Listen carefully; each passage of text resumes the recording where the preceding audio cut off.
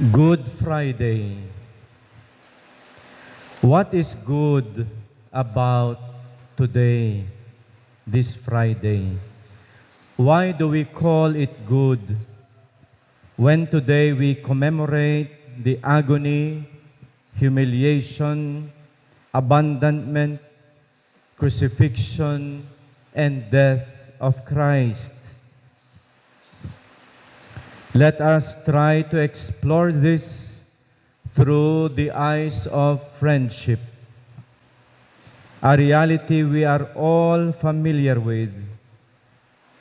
We are all in need of a real friend, a true friend who stands by us in good weather and especially in bad times. And we are lucky human beings if we do have such friends. In friendship, social status levels seem to vanish because a true friend is unequal. The commerce between friends is among equals. Sa kaibigan, pantay-pantay, walang mataas, walang mababa. Remember what Jesus told his disciples, "No longer do I call you servants, for a servant does not know what his master is doing, but I have called you friends. For all that I heard from my Father, I have made known to you." If Jesus calls his disciples, at tayo rin, his friends, is this friendship with the Lord among equals?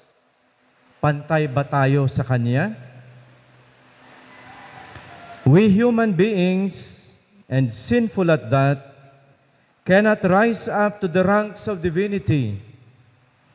The only possibility is that divinity will abandon his godliness, empty himself, taking the form of a slave, Philippians 2:7, and become equal with his friends. Hinubad niya ang kanyang pagkadiyos upang bumaba at pumantay sa kanyang kaibigan. Ang tunay na kaibigan, hinahangad ang kabutihan ng kanyang kaibigan. So in friendship, Apo, you are equal, and in friendship, lagi mong hinahangad the desire for the good of the other. So yan ang siguro summary natin ng friendship. Tignan natin sa ating mga kaibigan. You are equal. And you always look for the good of the other. We recall that in the foot washing, kahapon, Jesus assumes the task of a slave and washes the feet of his disciples. A person of superior status voluntarily washing the feet of someone inferior in status is simply extraordinary. And what Jesus did has no parallel in ancient literature.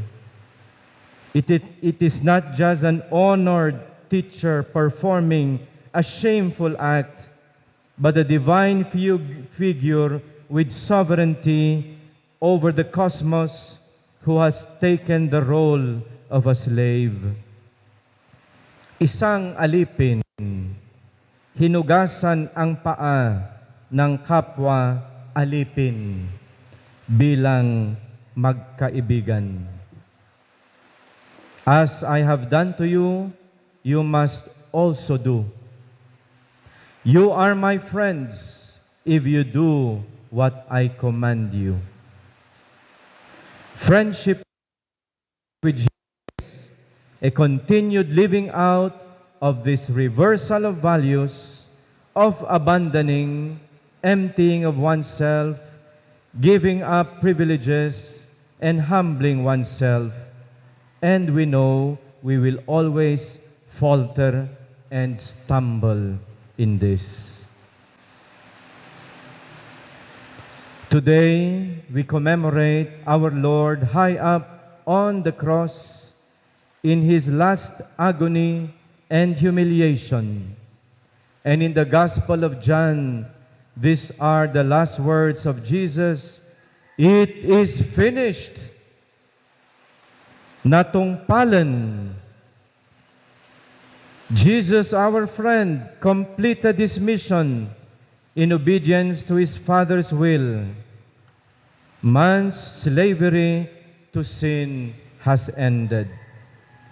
The great wall dividing God and man has vanished. Jesus' sacrifice accomplished what no previous sacrifice made by a Hebrew priest on behalf of his people could do.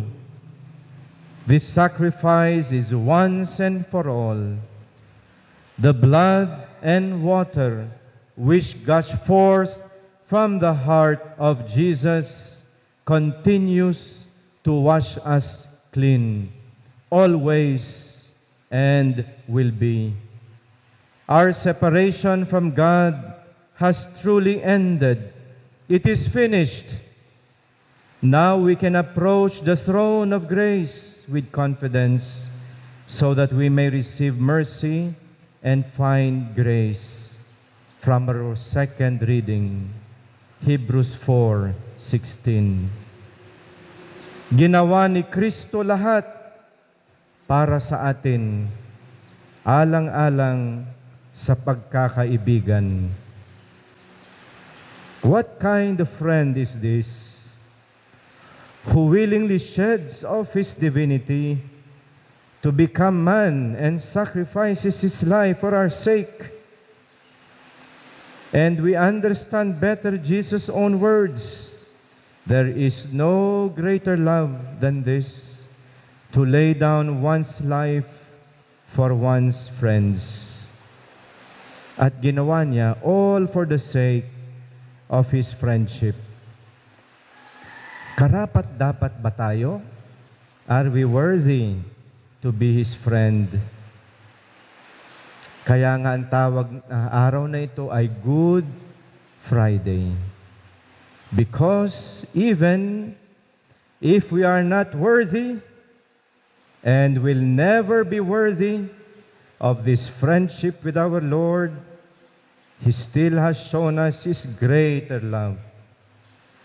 That is how much He loves His friends, including you and me. Limitless, boundless, suffering all He could, just so He could give us this gift of friendship, a life of friendship with Christ, which even sin cannot stop.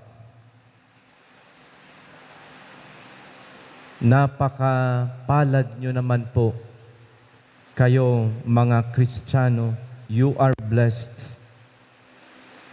On our part, let us treasure this friendship of our Lord.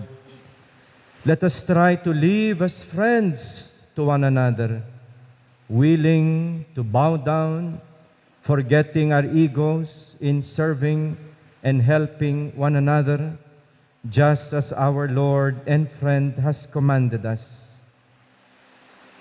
Maging isang tunay na kaibigan, yan po ang ating misyon.